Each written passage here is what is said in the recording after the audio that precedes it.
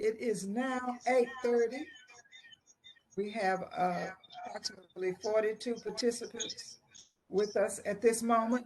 Can you all hear me okay right now? Yes. Well, just as information, if anything happens, Mary is prepared to take over.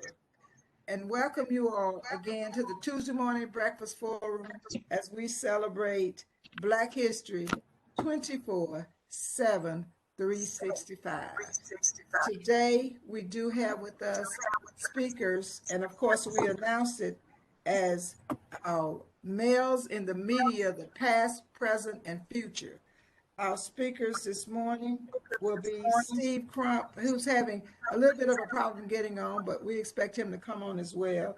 Koontz, Curt Peters, Dedrick Russell, and we have with us a female, Bethany Lane, who is the revenue strategist for the QC Metro. She's a millennial. We wanted to bring another perspective in of a young person.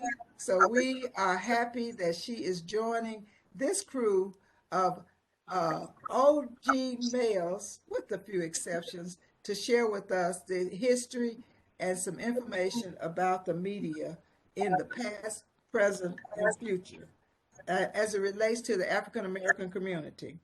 I'm Laura McClady, along with Mary Johnson, Jackie Walton, Steve Johnson, Nathalie McElrath, Winston Robinson, Sarita Sherrill, and Carlenia Ivory, who are facilitators for the Tuesday Morning Breakfast Forum. And I don't see too many faces that I am not familiar with, but if we have anyone that is here for the first time, we welcome you, and we usually meet every Tuesday morning from 8:30 to 9:30 by way of WebEx. But once we're back in our facility, hopefully, which will be sometimes this year, we will be in there from 8:30 until 10 again. So that being said, we'd like to start off with a prayer, and we ask Sarita if she would lead us in a word of prayer. Good morning. Bow our heads, please. Father, we thank you for seeing another Tuesday morning. We thank you for the Sarah Stevenson Tuesday Morning Forum. Bless us, God. Bless our legislated holiday, Black History Month. Thank you, Dr. Richard Wright, posthumously, for making a difference to us, for us. God bless our nation, our state, our county, our city, and our communities. It's in Jesus' name I pray. Let us say together, amen. Amen. Okay, this is the first time, I think, online that we've had a panelist, with the exception of staff that will come on with an organization that may present. But we've asked some of our old guards, Ken Koontz, and we're going this order. We're asking them to just give us about a 5-minute overview on the media and what they experienced as a Black male back in the day. That would be Ken Koontz and Steve and Curt Peters. They were some of the very first that were in the media in our community. And then we're going to ask Dedrick, who's been here for a minute, but Dedrick, of course, is a regular on Tuesday Morning Breakfast Forum, as well as he's been in the media for years, and he's, from what I understand, and correct me if I'm wrong, Dedrick, when you get an opportunity, he just got a promotion on his job working with the media. And we also have Steve that will be coming on, that's been around for a while, as I will put it, and Bethany, who is a millennial that's working with Q City Metro, Mr. Perkins over there. So with that being said, what we will ask you to do is, if you have any questions, please put them in the chat. We will read the questions and you direct the question to whom you would like to answer the question in the chat. And for those that are here, that are candidates or our elected officials, we will give you an opportunity to speak at the end of our session. Now, we may go a little longer this morning. Steve will close the door at a certain time, but we want to make sure that we get some good information from our speakers about their history with the media and give our elected officials and our candidates an opportunity to just share some information and to meet those that are on for the first time. So without any further ado, I'm going to ask Ken if he could just give us 5 minutes, Ken. And Natalie, can you blow a horn or something after the 5 minutes are up? Because we know we're dealing with media people, so we need to make sure. Okay, we need to make sure we hold to 5 minutes, and we know it's going to be interesting. So Ken, we'd like for you to kick it off for us. Thank you, sir. Everybody. And can you see this cap? Can you see me and hear me okay, Lauren? Yes. Okay. I will start at the beginning. This is Alpha Phi Alpha Fraternity. This is Johnson C. Smith University Golden Bulls. And on with us this morning is Curt Peters. That's the combination that got my start into television in 1999 at the Alpha Phi Alpha National Convention in Houston, Texas, where then JCSU President Dr. Lionel Newsom and Curt Peters, who was Director of Public Relations there, they happened to have been interrupted in their pleasurable convention by me, inquiring about my transfer from where I was attending here in Beaumont, Texas at my home, Lamar University. And to make a long story short, they said, okay. And I ended up at Johnson C. Smith University, transferred in September 1969 with my interest in media. They secured for me an interview at WBTV, and they in turn hired me. And I happened to have become their first African-American, Black, colored, Negro in their newsroom in September 1960. And it was because of Johnson University, Dr. Lionel Newsom and Curt Peters, that I had any start at all into television and in Charlotte, North Carolina. But during this month of Black History, for the sake of full disclosure, I was not the first Black on the air in television news in Charlotte. That distinction belongs to a brother named Bob Nicholas, who was a Charlotte native, who was hired by WSOC.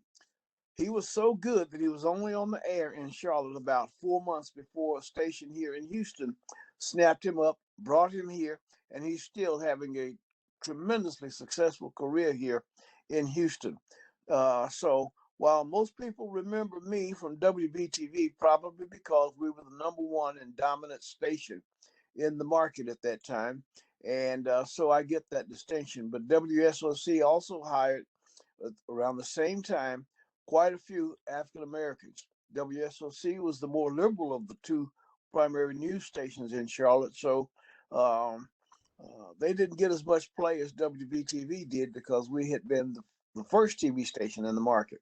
So subsequent to that, I was at BTV for 14 years, the last 3 as Director of Community Affairs, then went into my own public relations consultancy in 83, did that until 91 when I was hired by a former BTV colleague who was Executive Vice President at NBC News Channel.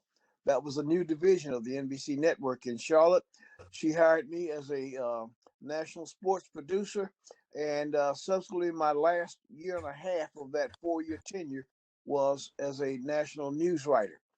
From News Channel, I started my own satellite uplink company, made me the second African American in the country and the first and only one outside DC. And I did that and ran that company, All Stars Communications, for 22 years, retired in 2010, found something else to do in 2016, and now I'm a photographer taking actual funeral videos. Not videos, funeral memorial albums. That has become a little ministry for me. So I'm retired, happy, sassy, and loving it. Thank you, Ken. Curt Peters. Well, again, good morning. I am fully retired, haven't hit a lick of a snake as long as I can remember. And to get a call from Laura McCletty at 7:30 in the morning is like getting one at 5 o'clock. I'm not generally up at this hour. Anyway, long story short, my entire career has been by accident. And let me explain that. It was accidentally that I went to Johnson C. Smith after going to a small college in New Jersey back in 1962. In 63, I came to Johnson C. Smith, 67, graduated, and worked there for about 5 years.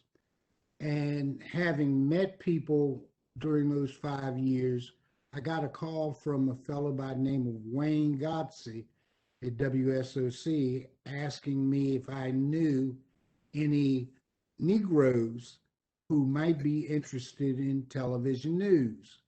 And I very quickly volunteered myself, went for an interview, and got the job at WSOC. There, I joined Jim Black, who was in the business with WSOC at the time, and the greatest photographer in the world, a fellow by the name of George Williams, who has since departed our lives. But George was there and Jim Black was there. And I became the first or the second on-air newscaster. It's so funny, I can't even remember what my first story was, but it was something that was breaking, and I ran out and followed a reporter trying to figure out what the business was about, came back in, and they wanted me to write up the story for broadcast. So I grabbed a yellow pad and a pencil and started writing, and a very familiar fella to some of us by the name of Bill Walker was our anchor at the time. And he said, Curt, you have to type it.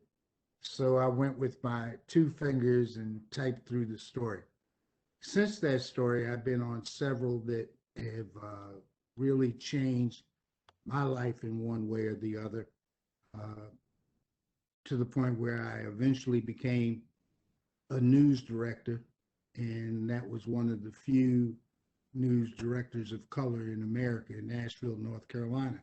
I came back as a news director, assistant news director, and then news director at what is now WCNC, but it was WRET, named after Ralph Edward Turner, or familiarly known as Ted. My contribution, as I look back on it, is being able to have met and associated with people like your guest, and getting some of our folks into the media. I'm proudest of Art Norman, who is in Chicago and is really Mr. Chicago. And whenever I meet anybody from Chicago, I tell them that, hey, I know Art Norman, and they all know him too. My time is up. Please ask questions, but I must say, AFIA all the way. 06. Okay. Thank you, Curt. Derek, we'd like for you to talk about, they've shared with us how they got started in the business of media, and we know that you've been there for a while, so you're still there. Tell us about your past, and then share with us where you are right now and what you see in the future. Yes, ma'am. Yes, ma'am. Well, good morning, everybody. And I am standing on the shoulders of Ken and Curt, and they are some good people. Because why? Because they are members of the #1 fraternity out there, Alpha Phi Alpha Fraternity Incorporated, 06. Yes, yes, yes. So I appreciate that. I know Brother Griffin is just smiling. We are. This is a pan hell. It's a pan hell on this. On this event today. So good morning, everybody. My name is Dedrick Russell. I came to WBTV in 2003. I got my job through the National Association of Black Journalists. I guess at that time, WBTV wanted to have some more diversity on air. So therefore, my former news director, Dennis Milligan, went to the National Association of Black Journalists Convention, which is the largest convention of journalists of color in Dallas, Texas. And that's when I met Dennis Milligan, and he saw my tape and he hired me. And I have been at WBTV since 2003. Before that, I was in Washington, D.C.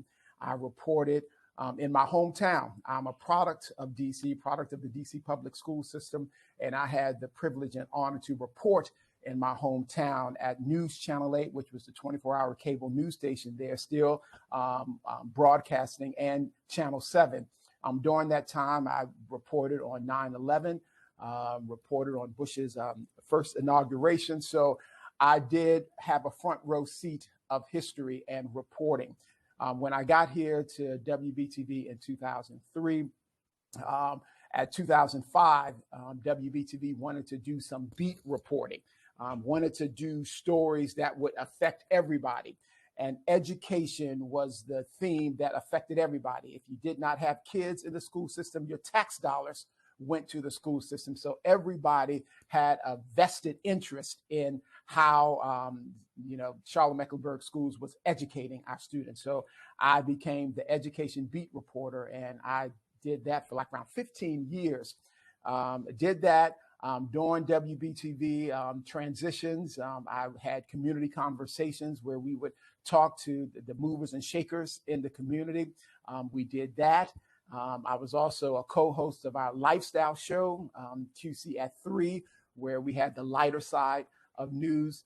So I was blessed to do a lot at WBTV and talk to a lot of people at WBTV and in the community, people that could make change and affect change immediately in the community.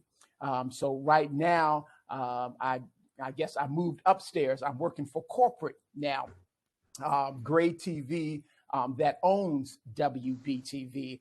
Gray TV is the second largest television company in the country, owning 113 TV stations in 38 states.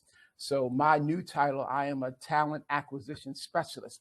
So my job is to go out to find talent to work at our television stations. And I told them when interviewing for the position that I know representation matters, diversity matters. So therefore, part of my goal is to make sure that we find diverse talent to work at Gray TV. And I'm gonna wrap up since I got my job through NABJ, I wanted to give back to the National Association of Black Journalists. So therefore, I became a Region 3 director, and I became the vice president of broadcast. And during our conversations, we would always hear, we just can't find qualified African Americans to be on our television stations.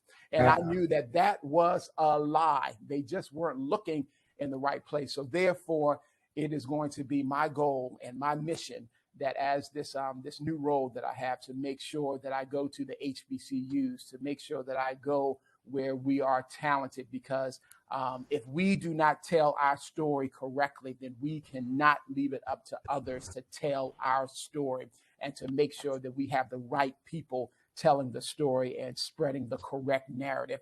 So that is my goal. That is my mission. And so thank you so much for inviting me, and I look forward to the conversation. Thank you so much, Derek, and congratulations for what you're taking on right now. We know it's a big job, and just as information, Derek is a regular on Tuesday Morning Forum, so he hasn't kept us out. Right. By no stretch of the imagination. Hey, Lauren, before you go, let me just say one thing. It's Dedrick, Dedrick. Dedrick. Thank you, Ken. Dedrick. Thank you. I stand to be corrected. Okay, Steve. I don't think we have Steve on yet, but Bethany is here. Bethany Lane from Koontz. And I know Steve Crump was having some issues connecting. I did talk to him, so he was having some issues connecting. So, okay, Steve is. I think Steve Johnson is trying to work with him to get him on as well. But we're going to move on to Bethany. And Bethany, of course, is a millennial. And we are proud to have her. She's not one, we're talking about the males in media, but we know QC, Queen City Metro, is with us. Bethany is representing them and the millennials this morning, and she's going to talk to us about the present and the future and what's happening with the millennials as they connect with the media. And after we finish, after she does her presentation, what we'd like to do is hear some of your stories about some of the challenges that you've had. And we'll just start back with Curt after that, if Steve is not on. So Bethany, without any further ado. Sure. Hi, everyone. I'm so happy to be here this morning. I'm actually Gen Z, unfortunately. I wish I was in the millennial generation, but I'm actually Gen Z. I graduated from UNC Chapel Hill in May, in May 2020. And so I worked at the newspaper there. I was actually on the ad staff there, so not so much on the reporting side. And then after college, I was looking for a job. Honestly, I wanted to stay in ad sales. And I found Q City Metro, which is obviously a Black-led hyperlocal publication. And it was just, I saw the job and I was like, this is my dream job. And luckily I got it.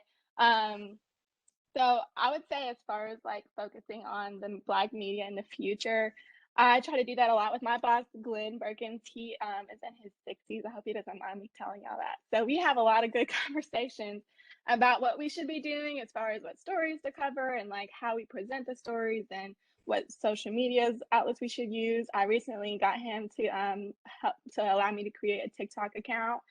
So he's honestly really like open to hearing my ideas and trying to, you know, push forward to get the Gen Z and millennial population on to reading the news, because obviously we all know that my generation is really not here for a lot of them are not here for the reading the long articles and, you know, diving deep into a piece. So we have to like serve it to them how they're going to take it. So that's how I've been trying to get us more on Facebook and Instagram and doing posts that pretty much tell the whole story without them having to go click on a link and read the whole story. We're trying to get more into TikTok and stuff like that. So in my experience, I would just say that I've only been doing this for about 4 years now, and it's all been focused on digital first always.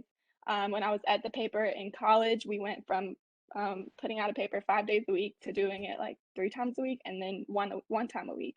So you can just show like right there that like it's obviously all going towards digital. And the whole time our website was getting more numbers and more numbers. So digital first is definitely how I see the future coming. And luckily that's what I'm doing at Q City Metro. Okay, thank you so much. And we know that digital is the way that you young folk are going, and some of us are not there yet. So, Curt, can you share with us some of the challenges that you had and how you dealt with those challenges? Well, it's always difficult being first and being only. A couple things that I think of is when I was in Charlotte with WSOC, going various places and representing the station, and people not realizing that the colored fellow who was walking in the door was the person who was going to control the narrative for the audience that night. Oftentimes, if there was someone with me, they'd be considered the person to talk to, and I'd have to remind them to, you know, I'm the guy that needs the information and not my female counterpart.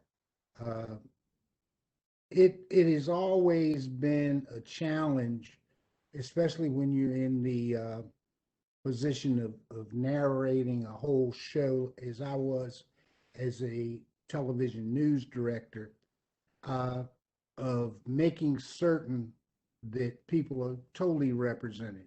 You know, when I was at Channel 36 or WRET, and then in Asheville at WLOS, our photographers and reporters would have a tendency to cover everything negative with Black faces. If they were doing a story on unemployment, they go to the employment office and photograph all the Black folks in line.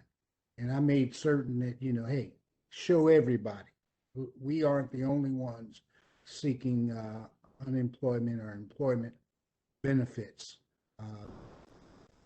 There were times when I'll never forget Art Norman, who is a member of National Association of Black Journalists, went up to Lincoln County and had a white female as his camera person at the time. And a member of that group that he was talking to wanted to make Art carry a 70-pound camera and power belt instead of letting a white female do it. He was a member of the KKK. Speaking of KKK, I was reminded by my church members, because my wife let the story out, that whereas there was a movie with Denzel Washington's son in it talking about how a man had joined the KKK, I honestly was one of the first Black people that went to a KKK meeting in York County and survived. And as I tell people every now and then, it was me and Steve Shar, who was a Jewish reporter at the time. He's still Jewish, by the way, but he was a Jewish gentleman, and the two of us went to a Klan meeting down in York County. I've still got film of that meeting. Unfortunately, I don't have the script, but it's always been a challenge. I'll close with this. I was news director at Channel 13 in Nashville, and I had been there almost a year when a young lady had continually called me wanting an interview. And in Nashville, you go into the lobby, and the news department was downstairs. And when you come upstairs, you see the folks who were calling on you to discuss employment or anything else. I will never forget that as I came up the stairs and went through the doorway, the young lady looked at me, and she saw me as a Black male, and she turned away. And I will always remember that, to me, she was saying, oh, that guy can't be the news director. Well, darn it, I was, and I maintained that position until I came to Charlotte. But it's all a matter of being in the right place, the right time, with the right stuff. And I thank Johnson C. Smith University for it, and Arthur Alpha Phi Alpha. I know you ran to the other part of the house to get that cap, to get some representation. Okay, now we do have Steve Crump on the line, so we're You gonna. guys hear me? Yes, we can hear you. He's gonna. Hey, great. He's gonna Well, share look, with us. y'all know what I look like, so that's not a big deal. So, well, let me just say this, and I think I speak for Dedrick as well, which is quite obviously we stand on the shoulders of Curt and Ken, to be quite honest. And the one thing I will say, as much as they praise my good friend Art Norman, he's not in the same fraternity. He's in the one that wears the horseshoe on the chest. That had to contest in 1911 what had to be fixed for 1906 at Howard University. But in any event, the point that I'm trying to make is it's great to be with you guys. And so many of those stories, and Curt, I covered Klan meetings in Georgia.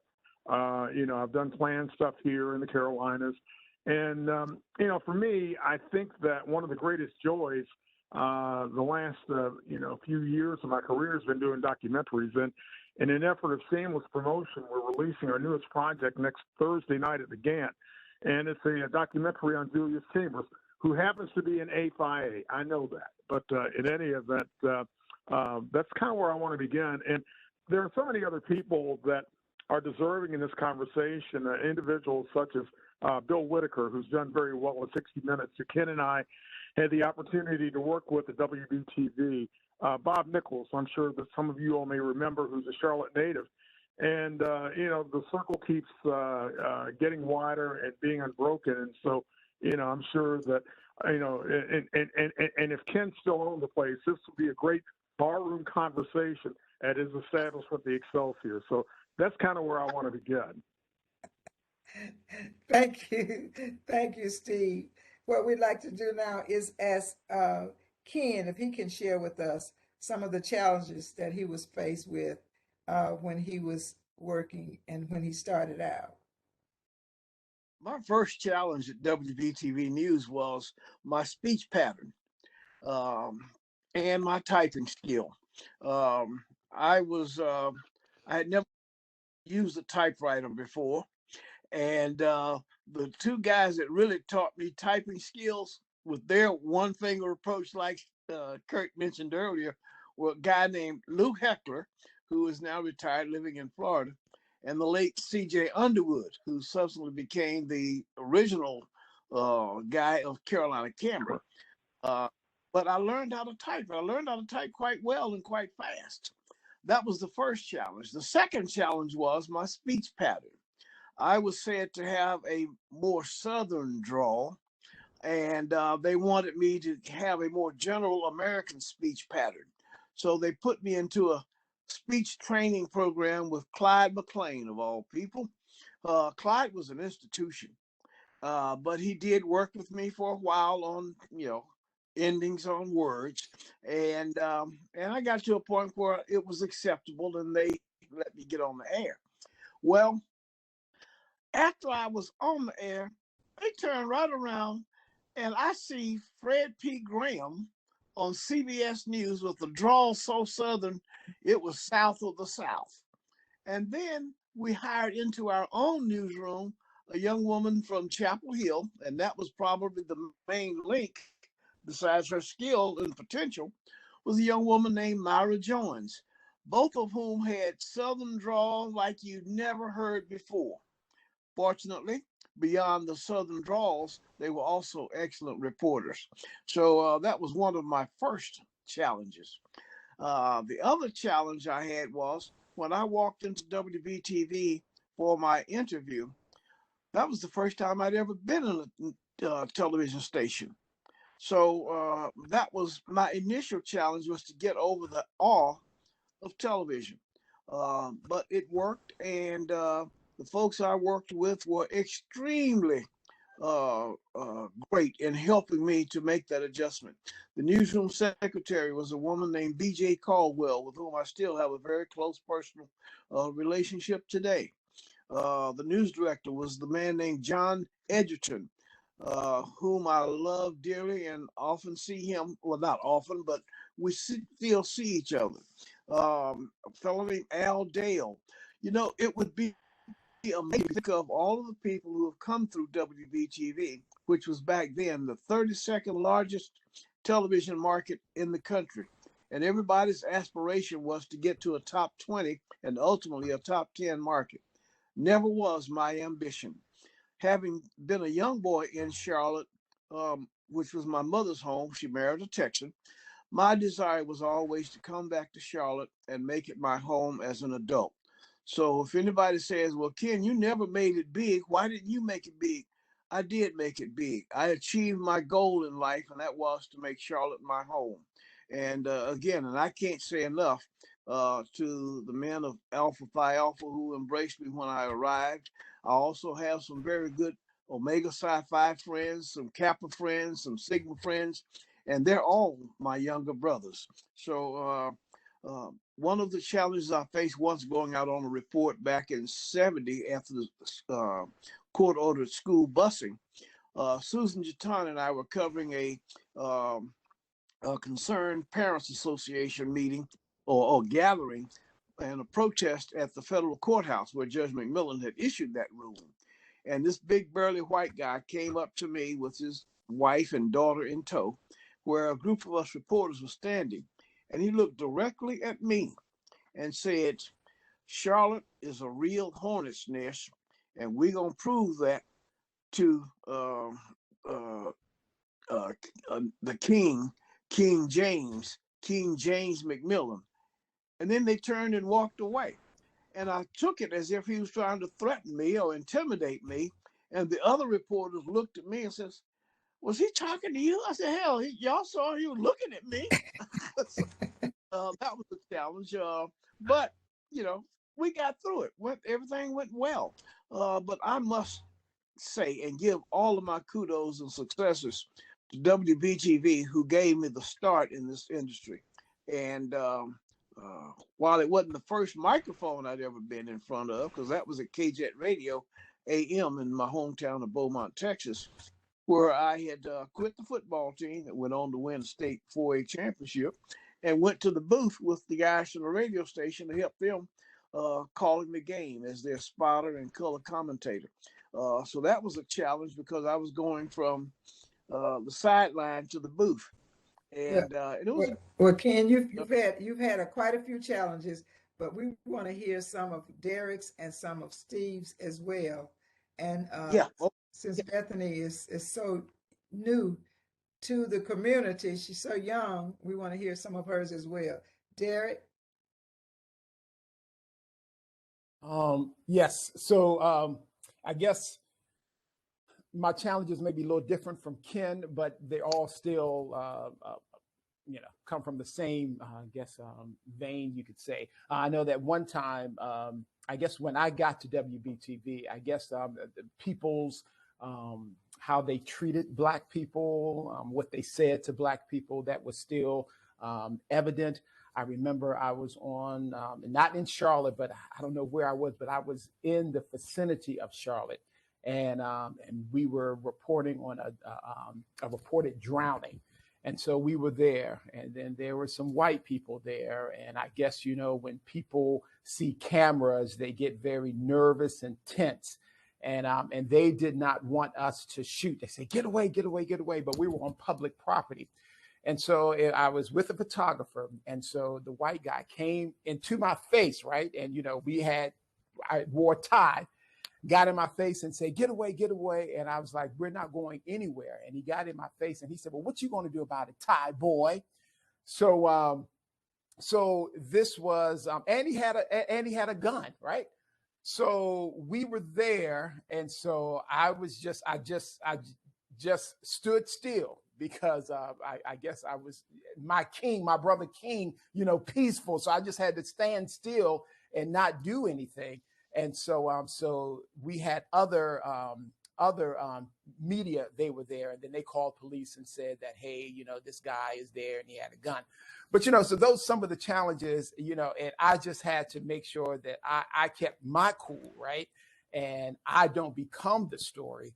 And then, everybody will see that, a Black man fighting a white guy, all that stuff. So I just stood still.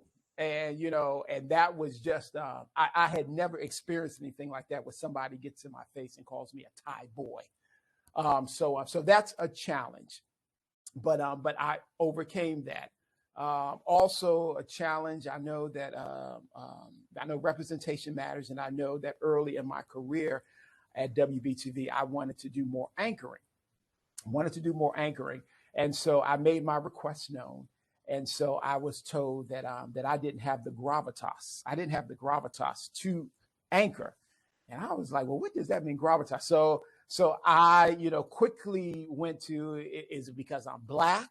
I'm a Black male. And at that time, there weren't really many Black males, anchoring the news. I think we had Vince Coakley, but there were not really many Black males back in the early 2000s anchoring the news in Charlotte. So I was like, okay, then that's a challenge I just have to overcome. And I said, I just have to get better. And so then this is when representation matters. So we had some diversity in our management. And when the diversity in the management came, that diversity, that management gave me an opportunity to do some fill-in anchoring. And so I got my reps in. And so I got better. And so I must say that the same person who said I lacked gravitas is the same person who came back to me and said that I must admit that I was wrong. And I have been enjoying you anchoring on fill-in anchoring. So that was a validation for me as well. And then as the space that we're in, I know at WBTV, we formed a diversity and inclusion committee where we talked about how we present the news on WBTV, how we present people, especially African Americans on WBTV. And so therefore we had a good, honest conversation about how we present the news and how we represent the African Americans in the community. So I give 2 thumbs up for WBTV for allowing to have that conversation and continue to have that conversation to make sure that we're doing right, that when we represent our communities. So those are some of the things that stand out in my mind as as I've been here for 18 years. Okay, thank you, Derek. Steve. Dedrick, yep. I mean, Dedrick. Yes. I'm hearing Dedrick's story, and the thing that kind of comes to mind to me where he says, you want to cover the story and not necessarily be the story, but there was a famous episode when I was in Charleston covering the aftermath of Hurricane Matthew, and we're rolling tape in a little bit, and the guy, calls me the N-word and ends up going to jail, and then it, ends up morphing into stories on MSN and the Washington Post, and, that sort of a thing. So that was always, pretty interesting. But I think, what Dedrick was saying in terms of, the diversity, and we would always kind of laugh at each other because in many regards, we would have to sit in editorial meetings and decide the content for the day. And, and to be quite honest, as it relates to African-American men and portrayals on the news, it's like, we wanted to get away from what I call jumpsuit journalism, where you have, African-American men. It's just like, who's in jail today? Who's going to be in the orange jumpsuit on the 6 o'clock news today? And, those kinds of things. And I think that we made a greater effort to cast people of color and minorities in this community in a much more positive light. So, with that being the case, a lot of it comes down to what you see, but as everyone has pretty much discussed, it's some of the things that you don't see. And, and I've been through the arguments of, you don't have the gravitas to be an anchor, or, you're typecast before you even get an opportunity to spread your wings. And, that's one of the unfortunate realities, in this business. But I think Deddy's kind of demonstrated, look, if you, reach in and, persist, there's a chance that you will come out, much better on the other side and achieve the goal that you set out to, make happen for yourself. Thank you, Steve. Bethany, can you share with us some challenges you may have right now? Yeah, honestly, a challenge I faced in college was when I applied for the to be on the ad staff of the newspaper at UNC Chapel Hill. I did the interview and everything went super well, turned in some papers on it, and get a call later that I didn't get the job, but they would offer me like an unpaid role where I could just come in and watch. So I was like, okay, I'll take it. Like, I wanted to learn basically. And I go in there and the room is full of like 15 other people, and they're all white, and most of them are male, some female. And in that moment, I was just like really upset because I realized like all of us were sophomores, I believe. And so all of us had equal experience, if not less. So it was just really devastating to see that they got the job over me for what I felt like was no good reason. So that summer, I luckily lived near Chapel Hill, so I just worked that whole summer unpaid the whole time and learned a lot more about advertising sales. And then from there on, I was a top seller for the rest of my college career, beating all of them every single semester, every single month. And that's not to brag, that's just to show that I had to put in so much more effort than any of them ever did just to get the job and finally get a salary for it, which was still super low. But that was the biggest challenge I've had to overcome as far as like the working world. Since being in Q City Metro, I really can't think of a challenge, thank God. So Thank you. And thank you all so much. We do have a few questions. One of the first questions that I'd like to take on is the question of approximately how many members are in the National Association of Black Journalists.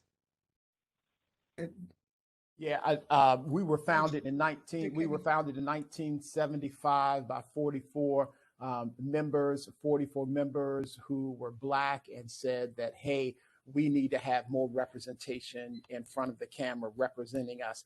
And so they went out on, and that's not that long ago, right? 1975. And that's when the National Association of Black Journalists was founded. In fact, we had one founding member who was worked at WSOC, was a founding member of the National Association of Black Journalists. And right now we have more than 4,000 journalists who are members of the National Association of Black Journalists, and it's still growing. It's the largest journalists of color organization in the country. And I just wanted to see just how I want to really pay tribute to our founders. We were trying to get officers for the National Association of Black Journalists back in 1975. And one person, we needed a secretary. And so they said, okay, then I'll be the secretary. And so that person went back to her boss and said that, hey, I want to be secretary of this new organization called the National Association of Black Journalists. And guess what happened? Her boss said, look, you cannot be a member of the National Association of Black Journalists and be in leadership there. So you're going to have to make a decision. You're either going to be secretary of the National Association of Black Journalists, or you cannot work here any longer. We're not going to do that. That's how it was back in 1975. And guess what the decision was? The decision was, okay, I will not be secretary of the National Association of Black Journalists, because they wanted to still have a job. So those are some of the challenges that the founding members of the National Association of Black Journalists had to deal with 1975, not long ago. That will be the truth. Okay, another question we have is, there are still so many firsts that African Americans are still battling to achieve in all aspects of life, even as we push back on whether or not it is morally accepted or to be intentional in seeking Black people for first. What tools should our generations use to continue to push boundaries and normalize Black people in public spaces, like our first Black females, Salters, nominee for the first Black majority NFL owner? Who would like to take on that answer, or your just your response to that? Well, Laura, I'd like to say something near that. My mother used to say the worst thing to be is the first. And she used to always be concerned about the first and only, because the first and only becomes the first one fired, the first one to be discriminated against. There are so many challenges, but it always remains, you got to work harder, faster, more diligently, and more intelligently than anybody else. If you give folks an opening to go against you, believe me, they'll still go against you. Okay. To what extent do you think local news is still rooted in anti-Black racism, particularly as related to crime coverage? And what do you do to push back against that? What would you do to push against that? Who wants to take that one on? What was the question again? Question is, to what extent do you think local news is still rooted in anti-Black racism, particularly as related to crime coverage? And what do you do to push back against that? What can we do, or what can you do, or what will the media do to push back against that? Well, Go ahead, Steve.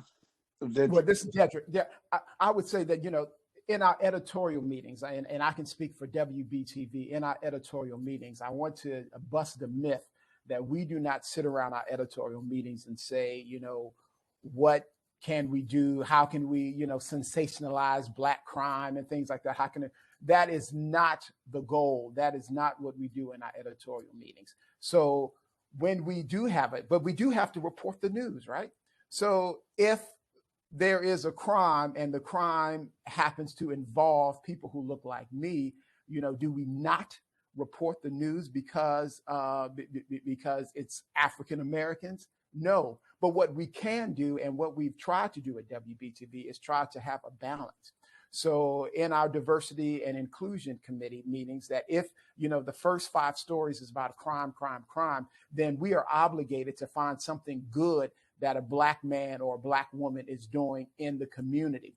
And that's how you push back to make sure that there is a balance. Not every, 6-foot Black man is out trying to cause harm. There is a 6'1" Black man who is giving money away, who is trying to help the community.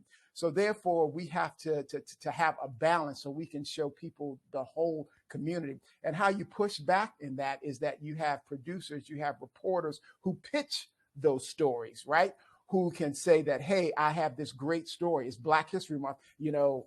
We have this story that we can tell of something that's positive that's happening in the community. And I think that's how you push back on that. And then you have the community members. If you know somebody who is making a difference in the community, why don't you reach out to your TV stations? Don't leave it to yourselves.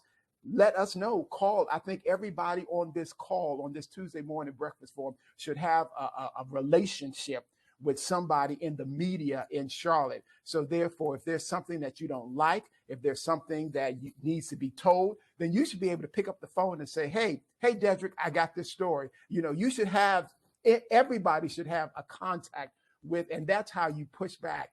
Everybody has to be involved in this narrative. Okay, Let thank you. me piggyback on this, from the standpoint of, it also is important to have people in management that, look like the folks that you're showcasing. Ken, for an example, when you were at WBTV, there weren't any Black producers. I remember, fighting that battle quite well. And I think that now we have had any number of African-American producers, which is involved with the daily story count as well as the content, and also has a strong decision-making ability as it relates to how folks in Black and brown communities are covered. So that's what I wanted to piggyback on what Dedrick was saying.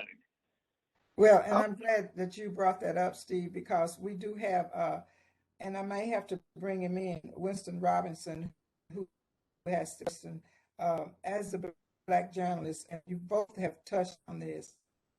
Working for major news, how do you combat the crime, sensationalism that we know that the news is just meant to increase viewership and add revenue to the stations? Can either one of you address that? You've already somewhat said something about it, at Dedrick, and as well as Steve. Do you all want to address that, or Winston, would you like to hone in on that? Actually, I didn't even see the question that you asked before, which is basically the same one. So you can move on. Okay. Thank you. All right. But Okay. I want to bust another myth, is that we, and I can speak for WBTV, we do not generate stories just because of ad revenue, right? So we do not say, okay, then we want to show Black people getting arrested just to generate ad revenue. That is not our philosophy, and that is not how we generate ads or generate revenue. So I just wanted to make sure that is cleared up. And I can speak for WBTV, but we don't do that. Okay. I'd like to that. I'm from a different era, and sales department did not dare come down to our newsroom trying to influence our coverage at any time. One of the guys, Jim Babb, who was the general manager at WBTV that hired me, it was a no-no for sales to get involved with news decisions. Just like news, we didn't try to get involved with what was going to help sell something. We covered news for the value of news. But in regards to your question about the then and now, see, I'm old school, and I think about when Charlotte Mecklenburg went to district representation, for instance. Mhm. At one point, our county commissioners really couldn't go to church together because it was against the law for a gathering of a majority of the elected officials at any one place. And 4 of the 5 of them went to the same church. They couldn't go to, well, it's a stretch, but technically we were saying, well, hell, y'all can't even go to church together without constituting an illegal meeting. But where I'm going with this, because it gets me so enraged about it, is that I think we've gotten away from the harsh parts of covering. And my reference in particular is to how we have gone from at-large representation to now where we have district representation.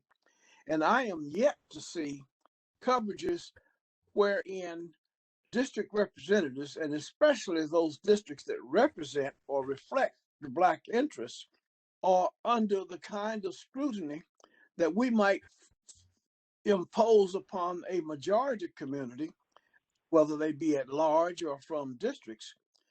And the one thing I'd be interested in is why, in the reporting standpoint, we are not as stringent in our reporting on the successes, failures, achievements, measurements of the effectiveness of those from the Black in terms of their ultimate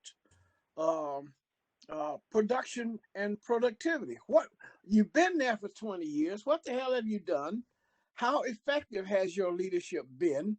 Is school dropout rate increased? Has it decreased? You know, and one of the prime examples for me has been the extraordinary failures of that Project Lift. That was $55 million just flushed down the toilet. But what have we from a report done? I'm sorry. That's just my box, and I'm done. I know we buddies, so we know we hear you. Is there a pipeline at Johnson C. Smith University that nurtures the future of Black journalists by connecting students with legendary figures like Curt and Ken? Do you know of anything about that, Dedrick? I could be stand. I might. Well, what I'm thinking is that there is no longer a journalism program at Johnson C. Smith University.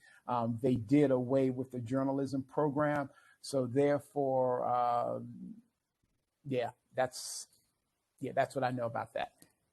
Okay. In the future, what would offset the loss of ads revenue across all media? Steve and Dedrick, can you answer that? Well, I think the point that you made about ratings and revenue is a valid one, and I agree with Ken. From the standpoint of where salespeople were not allowed in the newsroom. I've seen it happen, but as I like to say, and it's almost one of those things where I'm not quite sure, because we started seeing the trend several years ago. And if the process is tainted from the standpoint of where you look at the lower third, at the bottom of the screen, and there's always this level of sponsorship, if it's like weather, sometimes, sports or whatever, and I can even take it one step further as it related to the conflict with sales and news. But I remember a particular car dealership that I'd done a story on that advertised with the station. And it was a thing of where something happened, 4 or 5 vehicles from this dealership had gotten stolen. And the next thing you know, they called the general manager and they pulled the account. They said, hey, because of Crump's story, we're not going to advertise with you guys anymore. Eventually they came back.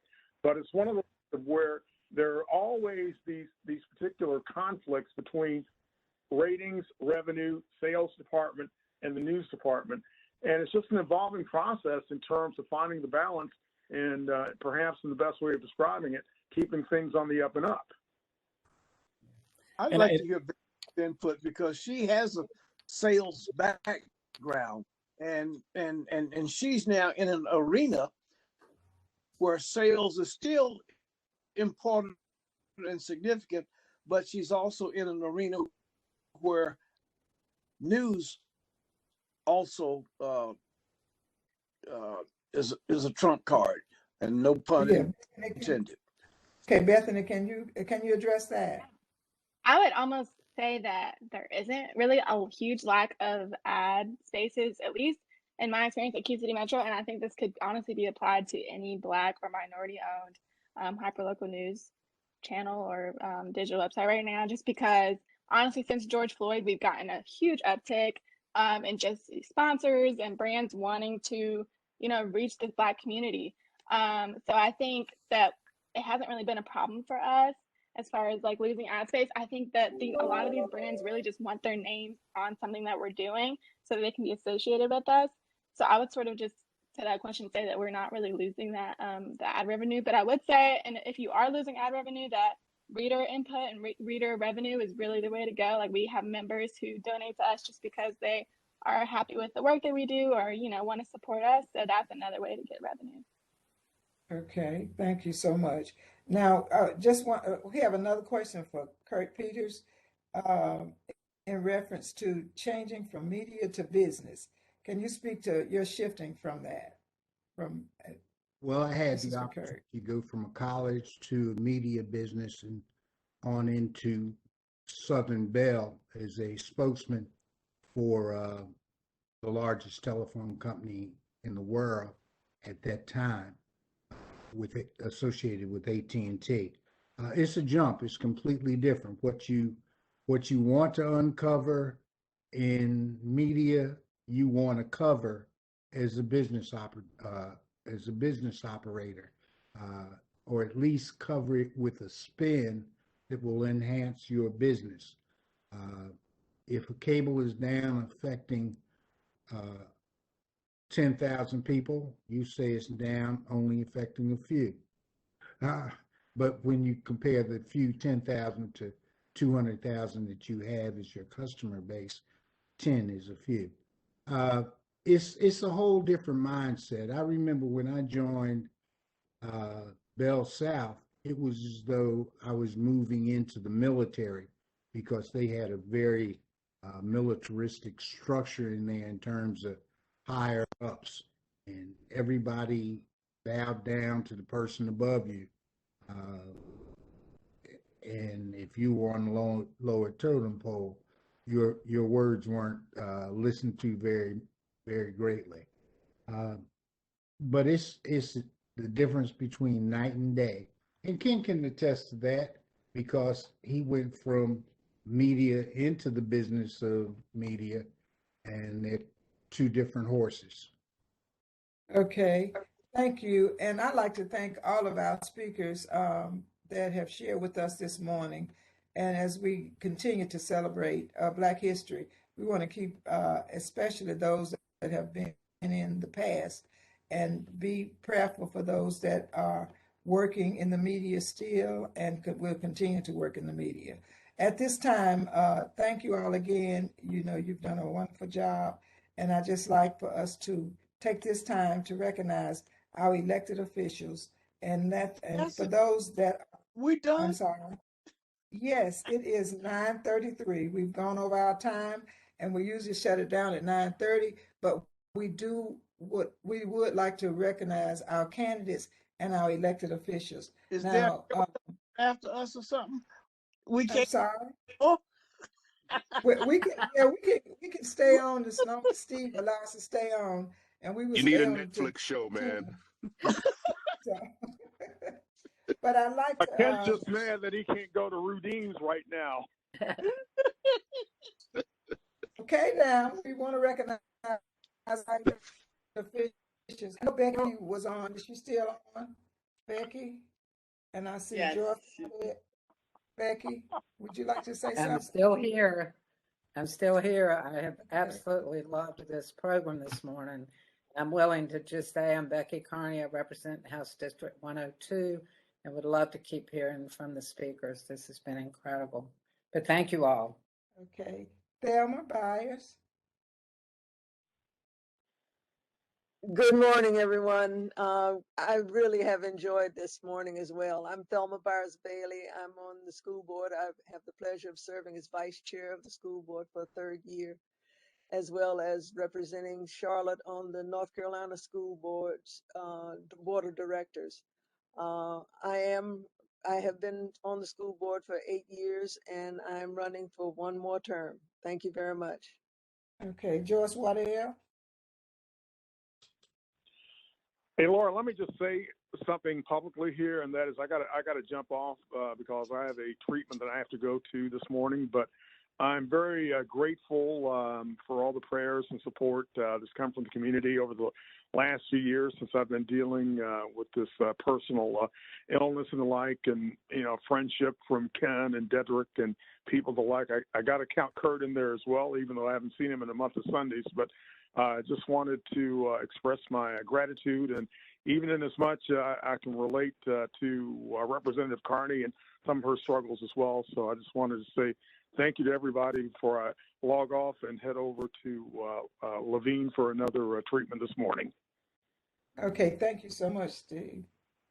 Okay, Mary. Yeah. Mary Morning. Bell. Yeah. Yes, absolutely. I wanted to say, give a shout out to a fellow Washingtonian, Dedrick, because I was born in D.C., and also to let him know, as you all know, there's no representation in D.C., and I filed a resolution this year in the State House to recognize D.C. as the 51st state. That didn't go anywhere. Talked to the rules chair. He said, well, it would be an interesting debate. And then he proceeded to bury it. So I'm going to keep trying, and I'll keep introducing that resolution, but it's about time to have some representation in DC. So I'm Mary Bell, District 88. Thank you for being here. This was an incredible program. Thank you so much. Laura, this is Joy. Thank you for everything. I will be running for my 5th term as your state senator. I represent Senate 40, and I want to thank you for your support over the years.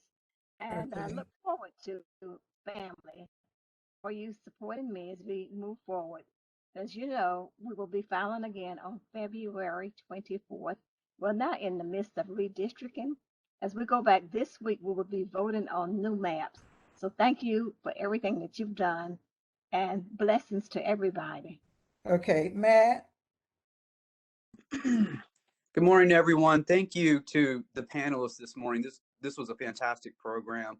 My name is Matt Newton. I currently have the privilege and honor of serving you all in my 2nd term on the Charlotte City Council representing District 5. This year, I am running for District Court Judge, seat 16.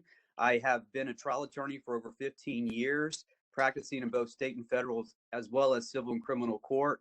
I'll put my information in the chat.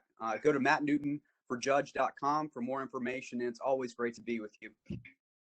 Okay, Jennifer. Hi, good morning, everyone. I'm Jennifer De La Hora. I currently serve you on the Charlotte-Mecklenburg Board of Education at large.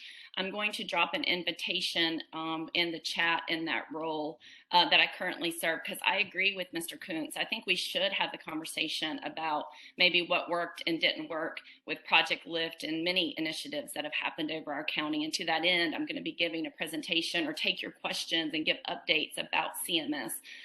So I would encourage you to come out to this conversation. Send me questions if there's specific topics that you'd like to get some information on, and I think we should, as a community, continue to have those conversations and get answers. I'm also running for one of the 3 county commission seats at large. I'm a former educator, a small business owner, a wife, and a mother of 2 CMS students, and I'm ready to join the other commissioners in doing the hard work that lies ahead that affects so many of our community members. Thank you so much. It was a wonderful presentation today. Thank you. Okay, thank you, Jennifer. Okay, other elected officials. Bilal, are you already in office? I know you're running. Okay, so we're going to recognize our candidates. Have I missed any of our elected officials? Oh, okay, I'm sorry. Chris. No, ma'am. I'm sorry. I was volunteering for the candidates. I'm an appointed official, not elected. Okay. So we'll start with Bilal. If we could start each candidate. Thank you, Laura. Good morning, everybody. Thank you for an excellent presentation. Thank you to the presenters for sharing your experiences and of yourselves this morning for us. My name is Bilal El Rahal. I am an experienced trial attorney at the Public Defender's Office, and I also serve you as a JAG attorney in the Army Reserves. I am running for District Court Judge for seat 19. The seat currently held by Judge Tracy Hewitt as she's stepping down at the end of her term. I hope to earn your support. It's great to see you all again this morning. We have a fundraiser coming up at the end of the month, and I'm going to put the information there in the chat. Everybody is invited, and we hope to see you there. Thank you. Okay, Arthur. Good morning to my Alpha brothers and my other brothers and sisters in the family, and to guests of the Sarah Stevenson Tuesday morning breakfast. I'm Arthur Griffin. I am a candidate for an at-large seat on the Mecklenburg County Board of County Commission, principally because there are far too many of our children and their families that are living on the outskirts of hope. I want to bring those children and their families back into communities of opportunity and communities of hope. I ask for your consideration and your vote. Good morning. Thank you. Okay, Billy. Thank you, Laura. Billy Madeline. I'm running for Charlotte City Council in the 1st District, which is parts of Center City and Points East. Had the privilege of serving in 2013 as a pinch hitter for Mayor Patsy Kinsey, and I'm looking for the opportunity to go back. I hope to earn your vote, and terrific presentation today. Steve Crump is a real asset to the community. I've learned so much over the years from what he's done with public television, so I just wanted to put that in. Thanks, Laura. Okay, thank you. Kyle. Hey, y'all. My name is Kyle Lupke, and I am running for Charlotte City Council at large. The thrust of my campaign as a millennial is housing affordability in the city for purchasing our homes and transportation equity. So I hope that y'all will talk to me more about those issues, and I hope to earn your support. Okay, Lisa. Good morning. Thank you to the forum for another thoroughly interesting and educational forum panel today. I am determined to go to Raleigh to advocate for the issues that we are all passionate about. Fully funding public education, access to health care, economic opportunity, and defending our voting rights. That's pretty basic, all through an equity lens. So I have served in the White House, in the Pentagon. I'm a former finance attorney, and I've been very active in the local political community. And I ask for your support, subject to the maps this week, but I'm moving forward.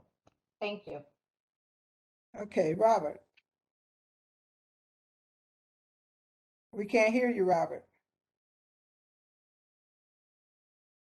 How about okay, that? Is that better?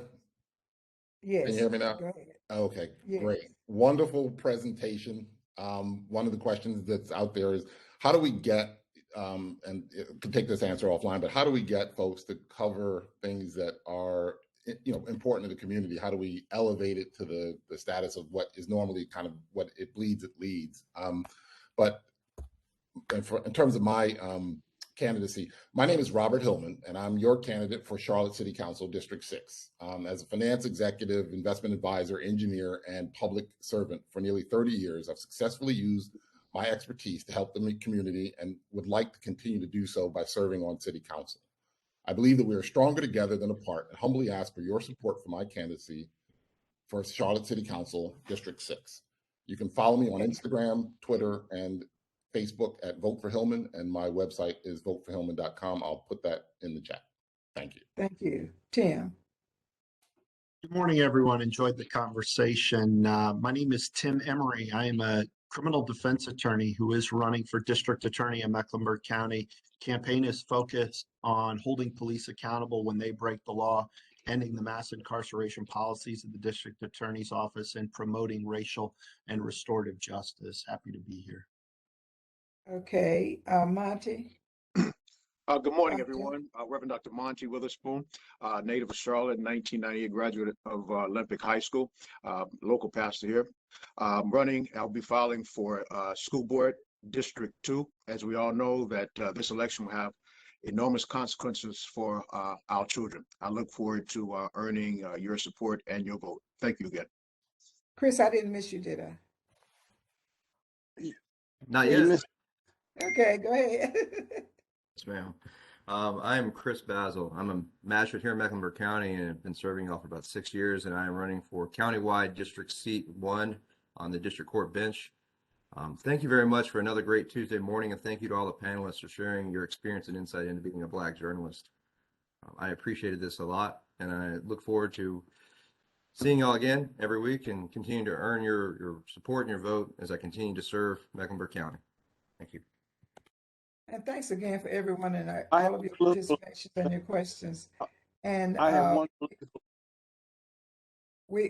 now we get ready to open it up, Ken, for general conversation. We usually open it up so you can we'll leave it open until 10, and at whatever time Steve decides that he's going to close it down, he will.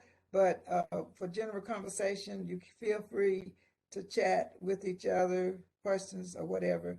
But thanks again. This has been a good, some good information that's been shared. And once again, happy Black History 24/7, 365. Hey everyone, this is Yvette Townsend Ingram. Hi, Miss Laura. I just wanted to jump in. I wanted to say again, every Tuesday morning forum is the most educational and edifying thing I could do. That's why I have become as often as I can a member to just jump in. There's no way you can get this kind of wisdom and understanding of Charlotte and the things that go on without this forum. So I'm grateful for that. But I also want to just acknowledge 2 candidates that I am supporting. One, Lawana Mayfield, who is running for City Council at large, and 2, Malcolm Graham, who is running for Charlotte City Council District 2, or running again for Charlotte re-election to Charlotte City Council District 3. I am a political consultant and advisor, and I help anyone who is trying to make an impact on the most marginalized in our community. So thank you.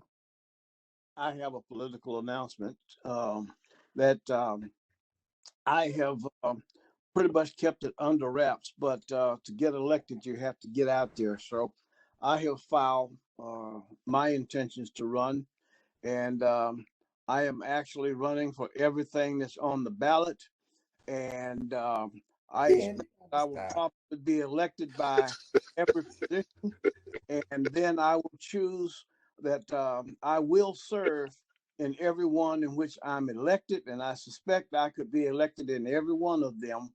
However, there is an area I'm not running, and that is Mecklenburg County Commission at large, because I choose not to run against the very qualified and best of all candidates, Arthur Griffin. And finally, if you are 55 or older, exception of Arthur Griffin, take your name off the ballot and give credence and ability to a younger demographic that's coming along who will actually represent our future. And they cannot represent our future if we're not giving them an opportunity in the present. So people like getting your stories forward is from an ethnic position, from minority convention. There are Black media that we basically ignore. And QC Metro is the premier of all of them because they have a much broader emerging audience. So please respect and give credence to QC Metro and Bethany and that crowd, as well as remember the Charlotte Post and the County News, who are Black owned and operated media, and don't discount their abilities to help you. Be firm, be effective, and be aggressive. Thank you, sir. We miss you, Ken. Yeah, like him.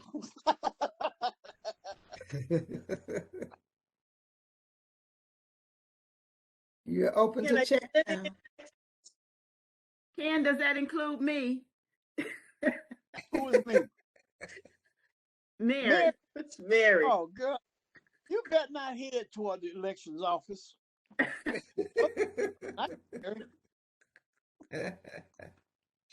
Mary, you gotta call it. I just want to say, as a native Charlottean growing up in this little country town, it was great to see Ken and Curt and others, on the tube, because before you guys came to town, it was all white people.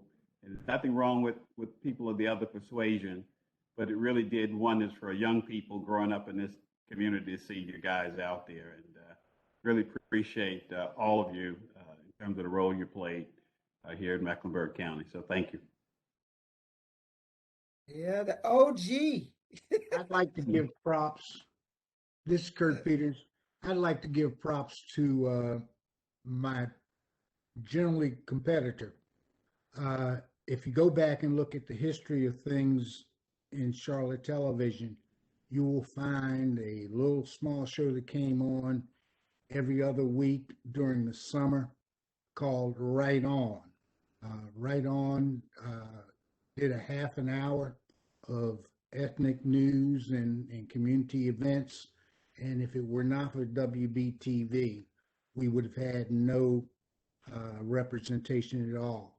I was fortunate to work with Clara Lowry for 2 years, and then following Clara Lowry, Lester Strong took my place, and I went on to Channel 9 by then.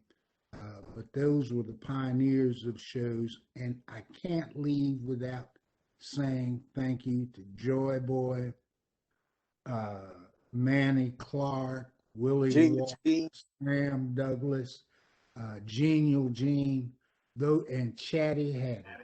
Those were true pioneers. And I must say that Sam Douglas, in that little tiny newsroom he had at WGIV, which was the voice of Black Charlotte for many years, was the person that gave me inspiration to become a newsman, because I'd go over to the station and see him tear wire copy and write stories and listen to that mellifluous voice. It was just absolutely great. And I must say, in essence, we miss WGIV because they were solely the heart and soul of whatever you knew about Black Charlotte. Got to give them props. All right. I have a question, Curt or Dedrick. Who is the national? Does NABJ preserve some of this history, document some of this history, so that we can pass, kind of keep those names and pass it forward? Yes. Our headquarters are located at University of Maryland College Park campus, and we do have all of the history and things like that stored there at the University of Maryland in College Park. Is that available or Howard? Say that again. Is there any collaboration with an HBCU such as Howard in that context? Not that I know of, but that does not mean that those conversations have not, been had. Yeah. I know that with the pandemic, that really, stalled things a little bit. But we are planning to meet for our convention in Las Vegas in August, and it's usually the largest gathering. So what I will do is that I will bring that to the attention and bring that up and see if there's any collaborations with HBCU to make sure that we can have something where the public can see the history of NABJ. I have a question, Dedrick, Mr. Koontz, Mr. Peters. You mentioned WGIV. I'm a little younger, so I remember WGIV not being in Biddleville, rather on Toomey Avenue off of South Tryon. I grew up in Wilmore. And I remember Don Cody, and he actually brought, I remember Don Cody brought Prince to WGIV and put him on a white horse and he rode through Southside Homes, which is public housing. prints. But and I wanted to know, is there a place that you know of where we can find or access those archives from just the years of history that WGIV produced? I know that digitalinc.org. You can go there and /newspapers, and there are archived articles, not articles, but archived copies of the Charlotte Post going back to 1930. I actually went there and found some of the old reports about my days as a semi-pro baseball player, a pitcher, and the one or two games I may have won, but but that would be one place to start. ncdigital.org or digitalinc.org newspapers, and put in Charlotte Post. Hey, good morning, everyone, and thanks again. And Mr. Koontz, I remember you so well when I started working at Johnson C. Smith University. I worked there from 2004 to 2011. Go Bulls, Golden Bulls. I have a request actually from, we're talking about HBCUs, the relevancy, the support that they still need. Johnson C. Smith University not only needs a journalistic program, but they also need an English and teacher program to be revitalized there. We need representation as teachers. We need a pipeline of teachers, of educators, teachers' assistants, all of those things. So I think it may be the graduates of HBCUs and the board of trustee members, if they would be intentional and specific about petitioning to, the university, the HBCUs, to actually bring those programs back and be intentional about revitalizing those programs, whatever is needed. That is what our Black community needs. Well, let me address that to some degree, and I don't want to hog this whole conversation, but I was recently named for induction into the JCSU Hall of Fame, and I greatly appreciate, respect, and honor that designation. However, my university has taken some turns from its liberal arts beginnings. At one point, probably 70 to 80% of the Black educated school teachers in Charlotte, Mecklenburg were education graduates. In other words, those teachers were trained through Johnson C. Smith. Because the program failed the students, they decided to eliminate the program. And that was under Carter. And thereby our teacher education program no longer exists. But everything has to start with a teacher. And we basically eliminated that opportunity to train young minds, train our kids. Secondly, we no longer have the journalism part. Another example of our move away from our roots as a university serving a specific need and demographic. Landlocked all the way down to presidents who know that both have to be addressed. Until we do, it won't get any better. And we have a new president. Talk to him. And I would just remind everyone that it is 9:58. We have a couple of more minutes, and Steve will cut us off. This is Arthur. Just a data point to support the last conversation. James Ford, that serves on the State Board of Education, indicated that their data reveals 80% of the African American teachers in the state of North Carolina come from HBCUs. Disgraceful.